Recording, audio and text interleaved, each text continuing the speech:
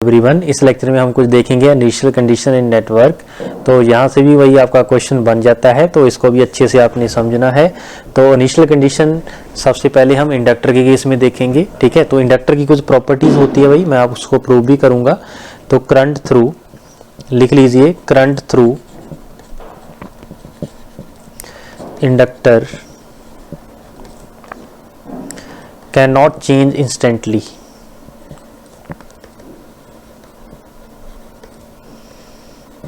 और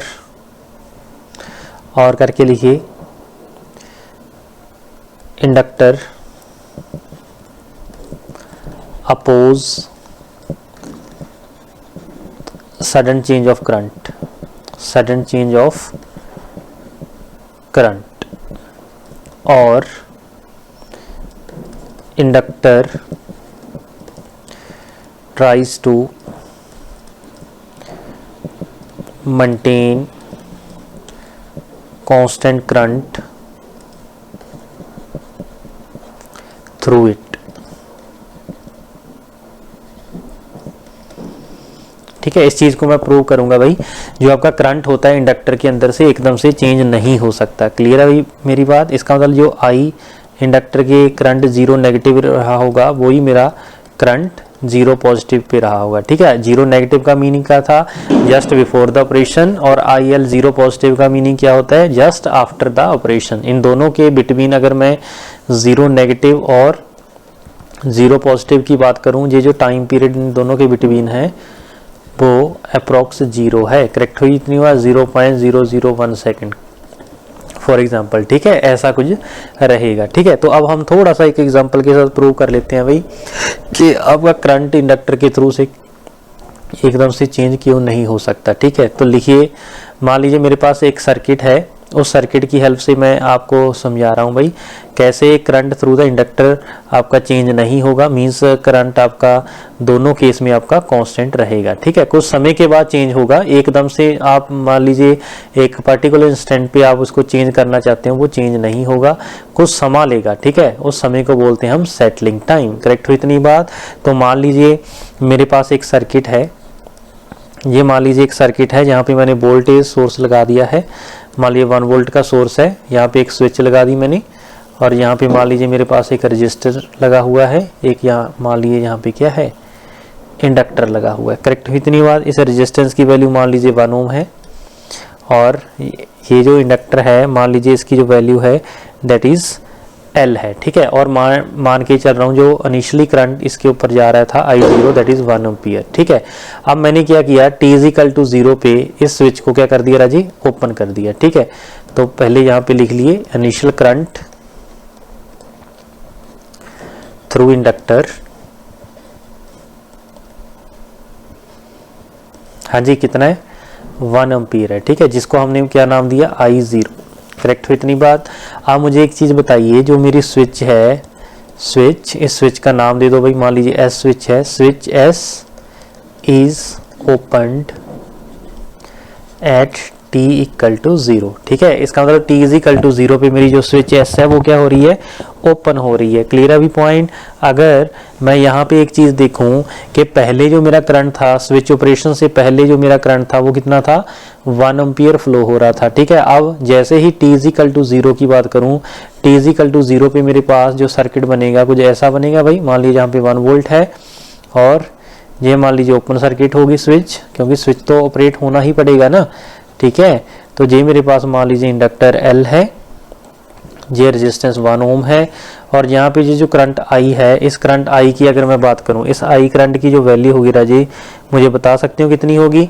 इस I current की जो वैल्यू होती है दैट इज इक्वल टू, हाँ जी कितनी थी, पहले 1 एम्पियर थी, ठीक है। लेकिन जैसे ही जो ओपन सर्किट हो गया, अगर ये मेरा सर्किट ओपन सर्किट हो गया, तो उस केस में ये मेरे पास कितनी हो जानी चाहिए भाई, जैसे ही ओपन सर्किट होगा, ओपन सर्किट से मेरा करंट है वो कितना होता है, 0 होता है कि नहीं होता? बिल्कुल होता है, क्योंकि ओपन सर्किट हो गया ना। यहाँ पे पहले करंट मेरा 1 एम्पियर फ्लो हो रहा था ना। अगर मैं t<0 की बात करूँ, t<0 के लिए मेरा जो सर्किट था वो ऐसा सर्किट था, ठीक है। ये जो स्विच थी मेरी क्लोज थी भाई, और यहाँ पे रजिस्टर है और यहाँ पे एक इंडक्टर है, ठीक है। तो इस केस में जो मेरे पास रजिस्टर की वैल्यू 1 ओम गिवन है, जहाँ पे इंडक्टर है, तो ये जो करंट था राजी 1 एम्पियर जा रहा था, ठीक है। लेकिन next t is equal to 0 पे अगर मैं बात करूं, जैसे ही स्विच मेरी ओपन होगी तो मेरा करंट 0 हो जाना चाहिए, ठीक है। लेकिन आपको ये भी क्लियर है भाई, जो वोल्टेज अक्रॉस द इंडक्टर है BL that is equal to L di divide by dt। तो अगर मैं di की बात करूं, di क्या है मेरा i2 माइनस i1, ठीक है। तो i2 की वैल्यू कितनी हो जानी चाहिए भाई, 0 हो जानी चाहिए, लेकिन i1 की वैल्यू कितनी थी, बोलो -1। तो इसका मतलब जो di की वैल्यू है वो मेरे पास -1 है। ऐसे ही dt, मैं पर्टिकुलर इंस्टेंट की बात कर रहा हूँ, जस्ट फॉर 0 पॉजिटिव, ठीक है। ये सर्किट था मेरा जस्ट बिफोर द ऑपरेशन, ठीक है। तो इसका मतलब 0 पॉजिटिव -0 नेगेटिव, जी अप्रोक्सीमेट कितना आएगा राजी, 0 आएगा, ठीक है। तो अगर मैं वोल्टेज VL की बात करूं तो वोल्टेज VL की जो वैल्यू आएगी that is L into current कितना भाई di -1, जी अप्रोक्स 0 है। इसका मतलब कितना आंसर आ जाएगा, -इनफिनाइट वोल्ट। क्लियर, इसका मतलब ये हुआ, ये जो आपका इंडक्टर है यहाँ पे नेगेटिव, यहाँ पे पॉजिटिव, क्योंकि ये मेरे पास प्लस माइनस BL था ना, तो इतनी हैवी वोल्टेज आपकी डेवलप हो जाएगी across the inductor terminal. Clear, अगर मैं बात करूं ये पूरी की पूरी जो वोल्टेज है ये कहाँ पे अपीयर होगी, क्योंकि सर्किट तो मेरा ओपन है ना, ये नेगेटिव टर्मिनल मेरा यहाँ पे आ जाएगा और ये पॉजिटिव टर्मिनल मेरा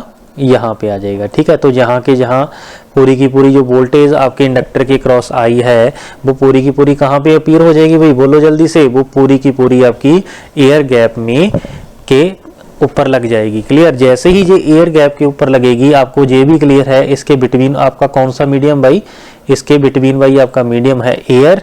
और एयर क्या होता है आपका, बोलो जल्दी से, एयर क्या होता है, ये डाई इलेक्ट्रिक मीडियम होता है, डाई इलेक्ट्रिक मीडियम, ठीक है। और डाई इलेक्ट्रिक मीडियम होता है तो आपकी जो डाई इलेक्ट्रिक स्ट्रेंथ होती है राजे, डाई इलेक्ट्रिक स्ट्रेंथ जिसको क्या बोलते हैं भाई E, ठीक है, B डिवाइड बाई D होती है, ठीक है। जैसे ही आपकी वोल्टेज वेरी वेरी हायर होगी तो आपका जो इलेक्ट्रिक फील्ड होगा वो एयर के ऊपर, जो इलेक्ट्रिक फील्ड एयर के जो मॉलिक्यूल होंगे, ठीक है, एयर का जो एटम होगा या न्यूक्लियस होगा उसके आउटर बाई सेल होंगे, उसमें क्या होगा, फ्री, ये आपके पास बाउंडेड इलेक्ट्रॉन्स होंगे, ठीक है। आपके आउटर सेल में ये सभी जगह पे पॉजिटिव नेगेटिव होगा भाई, ठीक है, आपको ऑलरेडी पता है एटम के अंदर क्या होता है, ठीक है। तो इसके अंदर भाई पॉजिटिव और इलेक्ट्रॉन रहे होंगे, ठीक है, बाउंडेड इलेक्ट्रॉन रहे होंगे। लेकिन जो आपके पास इलेक्ट्रोड होता है भाई उसमें क्या होता है, जो आपके पास कंडक्टर होता है उसमें फ्री इलेक्ट्रॉन होते हैं, यहाँ पे क्या रहेंगे भाई, बाउंडेड इलेक्ट्रॉन रहेंगे, ठीक है, पॉजिटिव और नेगेटिव आयन रहेंगे बाउंडेड, ठीक है, ये फ्री नहीं है, ठीक है, आपके एक एटम के न्यूक्लियस के साथ बंधे हुए हैं, ठीक है। लेकिन जैसे ही आपकी वोल्टेज अक्रॉस द इंडक्टर बढ़ेगी, मींस एयर गैप के अक्रॉस आ गई ना पूरी की पूरी वोल्टेज, ये वोल्टेज वेरी वेरी हायर है, तो जो आपका इलेक्ट्रिक फील्ड होगा भाई अक्रॉस योर मॉलिक्यूल वो भी क्या हो जाएगा, वेरी वेरी हायर हो जाएगा। और आपको ये भी क्लियर है जो फोर्स होता है आपके पास किसी भी चार्ज के ऊपर वो Q इंटू E होता है, ठीक है। अगर वोल्टेज वेरी वेरी हायर है तो मेरा इलेक्ट्रिक फील्ड भी वेरी वेरी हायर होगा। अगर इलेक्ट्रिक फील्ड मेरा वेरी वेरी हायर है, इसका मतलब जो फोर्स लगेगी आपके पास इलेक्ट्रॉन के ऊपर, ये इलेक्ट्रॉन और होल के ऊपर जो फोर्स लगेगी वेरी हैवी लगेगी, और ये जो आपके पास इलेक्ट्रॉन बाउंडेड है ये क्या हो जाएंगे, अनबाउंडेड हो जाएंगे, मींस इसकी क्या हो जाएगी, ब्रेक डाउन हो जाएगी, ठीक है। ये जो एयर है, ये जो दोनों बिटवीन एयर है जहाँ पे मेरी वोल्टेज कितनी अपीयर हो रही है -इनफिनाइट, ये जो एयर है इसकी भाई ब्रेक डाउन हो जाएगी, ठीक है। एयर की ब्रेक डाउन का मीनिंग क्या होता है, ये पॉजिटिव और नेगेटिव आइंस में ब्रेक हो जाएगा, ठीक है। यहाँ पे क्या आ जाएगा भाई, पॉजिटिव और negative, positive negative, positive negative, ऐसे ऐसे आपके यहाँ पे एलिमेंट अपीयर होना स्टार्ट हो जाएंगे, ठीक है। तो जैसे ही मेरे पास ये चीज बनेगी तो इसके साथ मेरा क्या होगा राजी, जल्दी से बताइए, इसके साथ मेरे जो फ्री इलेक्ट्रॉन है, जो सॉरी बाउंडेड इलेक्ट्रॉन थे वो मेरे अनबाउंडेड हो जाएंगे, मींस इस गैप के अंदर मेरे पास क्या आ जाएंगे, negative positive negative positive ion बन जाएंगे, ठीक है। ये जो बैटरी का नेगेटिव टर्मिनल है, ठीक है, ये जो नेगेटिव है इन इलेक्ट्रॉन को क्या करेगा, अपोज करेगा, मतलब आपके जो इलेक्ट्रॉन है राजे वो किस डायरेक्शन में मूव करना स्टार्ट कर देंगे, इस डायरेक्शन में, ठीक है, इस डायरेक्शन में आपके इलेक्ट्रॉन जाना स्टार्ट कर देंगे, ठीक है। अगर इलेक्ट्रॉन मेरे इस डायरेक्शन में जा रहे हैं, इसका मतलब जो मेरा इलेक्ट्रिक करंट होता है राजे that is opposite to the क्या, इलेक्ट्रॉन, इसका मतलब जो मेरा इलेक्ट्रिक करंट है वो कंटिन्यू क्या करेगा, इसी डायरेक्शन में फ्लो करेगा, ठीक है। लेकिन ये जो एयर है आपकी ये क्या हो जाएगी राजी, आयोनाइज हो जाएगी, मीन जहाँ पे आर्क डेवलप होगी, ठीक है। आर्क के थ्रू आपका करंट कंटिन्यू 1 एम्पियर जाता रहेगा, ठीक है। ये कब तक जाएगा, जब तक ये कब तक आपका फ्लो होता रहेगा, जब तक ये जीरो ना हो जाए, ठीक है। एकदम से जीरो नहीं होगा, लेकिन कुछ समय के बाद जीरो होगा। करेक्ट हो इतनी बात। तो यहाँ पे अगर मैं बात करूं एयर की ब्रेकडाउन स्ट्रेंथ की, ठीक है, तो लिखिए breakdown strength of air,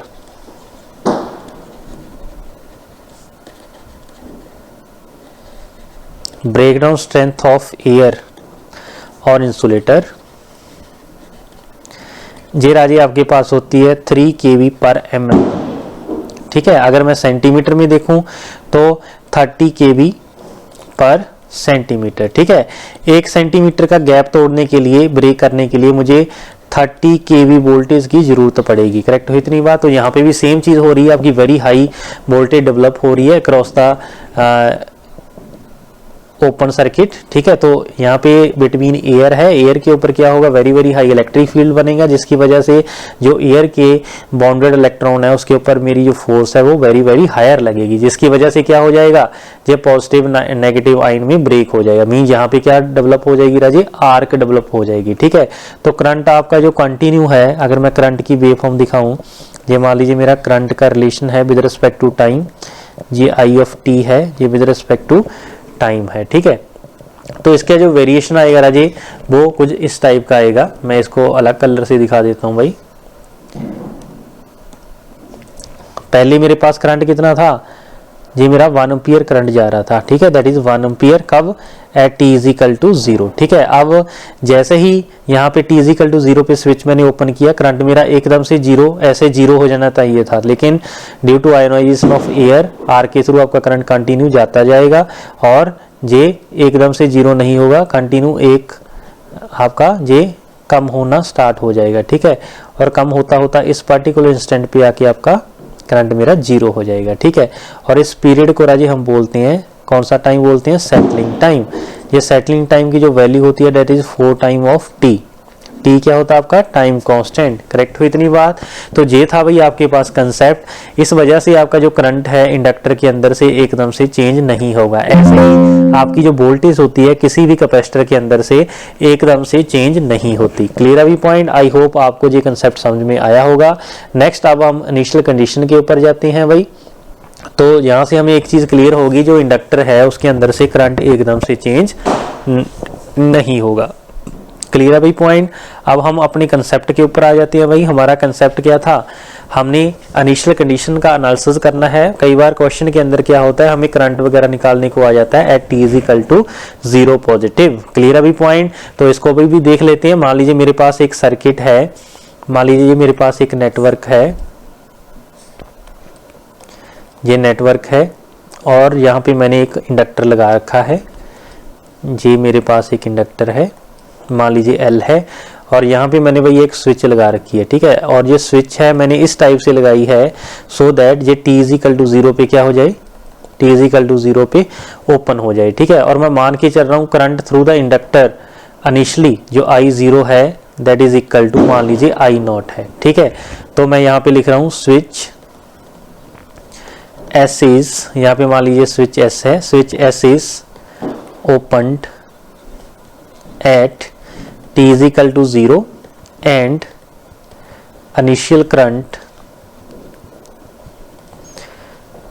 through, हाँ जी कितना है इंडक्टर, मान लीजिए वो I0 है, ठीक है। इसका मतलब ये हुआ अगर मैं t इक्वल टू 0 नेगेटिव की बात करूं, है ना, t is equal to 0 negative की बात करूं, उस केस में अगर मैं सर्किट की बात करूं तो मेरा सर्किट कैसा बना होगा राजी। ये मेरे पास नेटवर्क है, तो t इज इक्वल टू 0 पे स्विच ओपन हो रही है, इसका मतलब इससे पहले जस्ट क्या रही होगी, क्लोज रही होगी भाई। ये क्लियर है। ये मेरे पास इंडक्टर है, इसका मतलब इससे पहले जस्ट मेरी क्या रही होगी, जी क्लोज रही होगी, ठीक है। इसमें करंट कितना जा रहा है जी, I0 जा रहा है। इसका मतलब ये जो करंट है मेरा इसी पाथ में ऐसे ऐसे रिवॉल्व करता रहेगा। करेक्ट हुई इतनी बात। तो I0 नेगेटिव की जो वैल्यू है यहाँ पे करंट की, करंट थ्रू द इंडक्टर, वो कितनी है राजी, I0 है, ठीक है। ऐसे ही अगर मैं सर्किट को ड्रॉ करूं at t is equal to 0 positive पे, ये मेरे पास मान लीजिए इंडक्टर है, सॉरी एक नेटवर्क है, और यहाँ पे मेरे पास एक इंडक्टर लगा हुआ है, ठीक है। अब मेरी t इज इक्वल टू 0 पे स्विच क्या हो रही है, ओपन। इसका मतलब t is equal to 0 positive भी क्या रहेगी, ओपन रहेगी। लेकिन आपको ये भी क्लियर है, अगर पहले करंट मेरा इस डायरेक्शन में आई नॉट जा रहा था, इस डायरेक्शन में अभी भी करंट मेरा कितना जाएगा, आई नॉट जाएगा। क्यों जाएगा, because current through the inductor can not change instantly. ठीक है, इसका मतलब आई 0 पॉजिटिव की अगर मैं वैल्यू की बात करूं, वो भी कितनी आएगी, I not, that is must be equal to I 0 negative. This condition is very important. ठीक है, current at I is equal to 0 negative and I is equal to 0 positive पे सेम रहेगा। इसका मतलब ये हुआ, इसको मैं ऐसे भी दिखा सकता हूँ, क्योंकि मेरा करंट दोनों केस में क्या रह रहा है जी, सेम रह रहा है। इसका मतलब ये हुआ, मेरा जो इंडक्टर है इसको मैं करंट सोर्स के साथ रिप्रेजेंट कर सकता हूँ, क्योंकि मेरा करंट इस पार्टिकुलर इंस्टेंट के लिए भाई क्या रह रहा है, सेम रह रहा है। ठीक है, इसका मतलब मैं अपने इंडक्टर को एज ए करंट सोर्स दिखा सकता हूँ। ठीक है, तो नोट करके लिखिए भाई, हम इसकी जरूरत हमें आगे पड़ेगी। At t is equal to 0 positive, 0 positive, मैं इसको नोट करके लिख लीजिए भाई, वेरी इंपॉर्टेंट है। ठीक है, network feed any element which maintained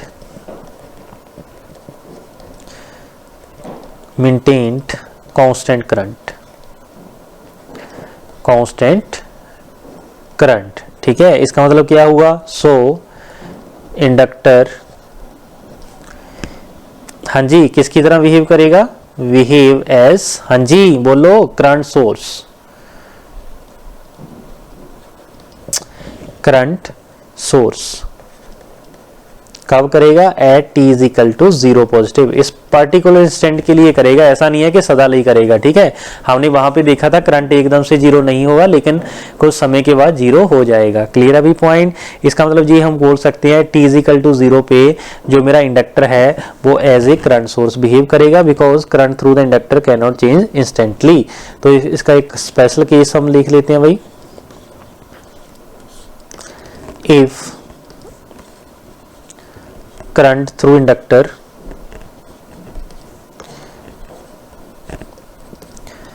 at t is equal to 0 negative पे is 0।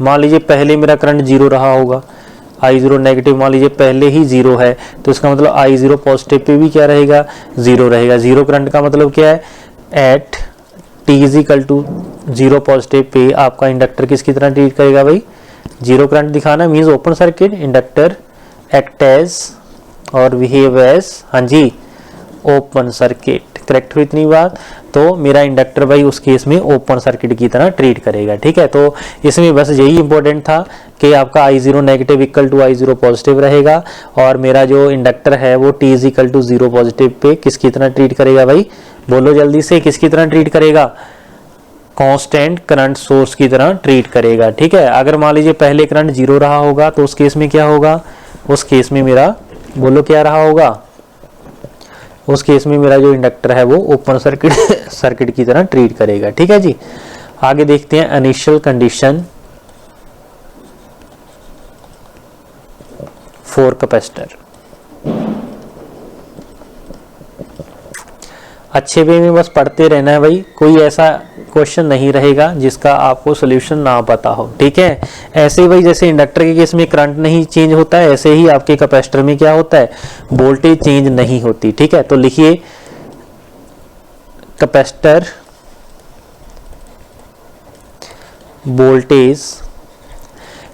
Voltage can not change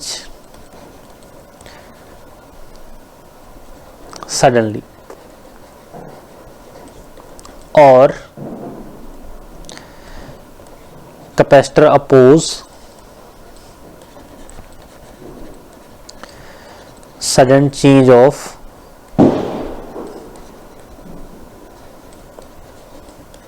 voltage across it, और capacitor tries to maintain constant voltage across it।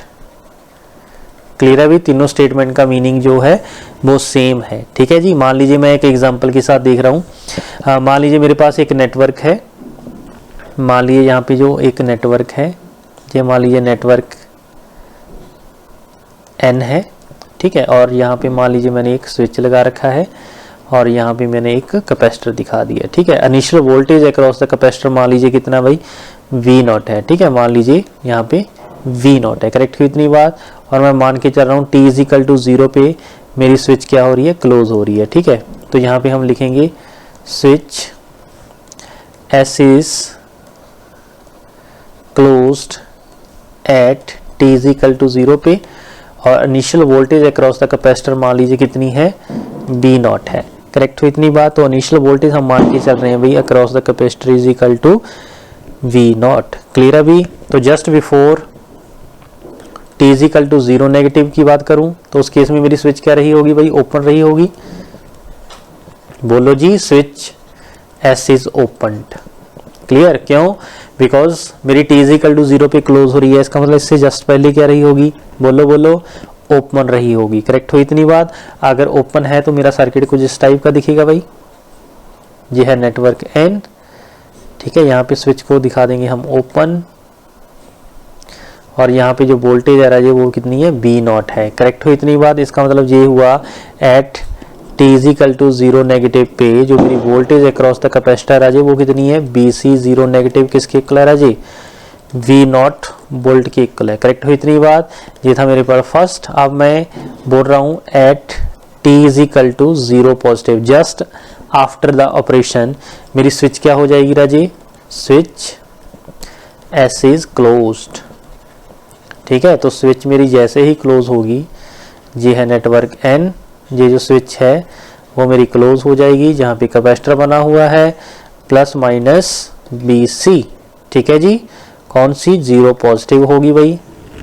ठीक है जी, तो आपको ये चीज़ क्लियर है भाई, जो आपका कैपेसिटर है वो अपोज करेगा सडन चेंज ऑफ वोल्टेज। इसका मतलब जो BC 0 पॉजिटिव है वही मेरे पास क्या आ जाएगी, V0 आ जाएगी। वही मेरे पास क्या था भाई, BC 0 नेगेटिव है। ठीक है, तो कैपेसिटर के केस में BC 0 negative and BC 0 positive ये दोनों क्या रहेंगे ना जी, सेम रहेंगे। ठीक है, इसका मतलब ये हुआ at t is equal to 0 पे ये जो मेरा कैपेसिटर है अगर इसकी वोल्टेज नहीं चेंज होगी तो इसका मतलब इसको मैं एज ए वोल्टेज सोर्स दिखा सकता हूँ भाई। ये नेटवर्क N है और इस केस को मैं इसको एज ए वोल्टेज सोर्स दिखा सकता हूँ V0। कब दिखा सकता हूँ, at t is equal to 0 positive. Correct हुई इतनी बात। तो इस चीज को भाई आप लिख लो, एट नोट करके डाल लेना, at t is equal to 0 positive network